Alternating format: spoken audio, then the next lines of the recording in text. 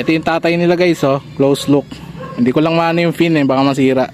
Ingat ako sa ganito, hindi ako katulad nung ayan. Ayan. Yan yung tatay nila. What's up mga kajugol? So naglabas ulit tayo ng bagong video habang tayo naglilinis dito sa bakuran. So ito guys yung mga ano natin, 24K. 24K na naman ang pangalan, pero cheetah or leopard, kung ano man ang gusto nyong pangalan, basta yan yung itsura. Ayan guys. So screenshot nyo na lang sa akin kung ano yung gusto nyong bilhin. Ayan. So yun yung mga ano natin, ready breeders na tong mga to. So yung mga male, alam nyo naman na yan. Ayan, tapos yung mga female natin. Yung tatay nila guys, nakita nyo yung malaki na yun. Ayun oh. Yun yung tatay oh. Dati gold yan.